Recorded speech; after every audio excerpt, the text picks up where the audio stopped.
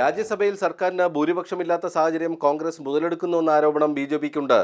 5 സംസ്ഥാനങ്ങളിലെ മികച്ച പ്രകടനത്തിലൂടെ കൂടുതൽ എംപിമാരെ രാജ്യസഭയിലേക്ക് ജയിപ്പിക്കാൻ ബി.ജെ.പിക്ക് സാധിക്കും. എന്നാൽ 16ാം ലോക്സഭയിൽ എൻ.ഡി.എക്ക് വ്യക്തമായ ഭൂരിപക്ഷം ലഭിക്കാനിടയില്ല.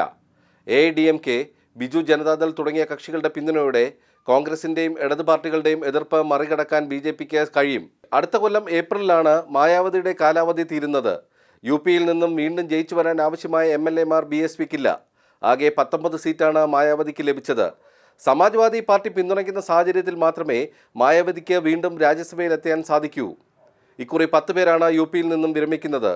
രാജസ്ഥാൻ, ഉത്തരാഖണ്ഡ്, ഹരിയാന എന്നീ സംസ്ഥാനങ്ങളിൽ നിന്നുമായി അടുത്ത കൊല്ലം 55 പേർ വിരമിക്കും. ഇതിൽ 11 സീറ്റുകൾ ബി.ജെ.പിക്ക് അനായാസം ജയിക്കാം. അതോടെ ബി.ജെ.പി എംപിമാരുടെ എണ്ണം 67 ആകും. കോൺഗ്രസിൻ്റേത് 59 നിന്നും 48 ചുരുങ്ങും. സമാജ്വാദി പാർട്ടി, ബി.എസ്.പി തുടങ്ങിയവയ്ക്കും നഷ്ടമുണ്ടാകും.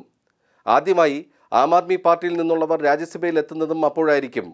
ഡൽഹിയിൽ നിന്നുള്ള കോൺഗ്രസിൻ്റെ എംപിമാരായ ജനാർദ്ദൻ ദ്വിവേദി, പർവേസ് ഹാഷ്മി, കരൺ സിംഗ് എന്നിവരുടെ ഒഴിവിലേക്കാണ് ആം ആദ്മിക്കാർ ജയിക്കുന്നത്. ബസന്ത്, മാതൃഭൂമി ന്യൂസ്, ഡൽഹി.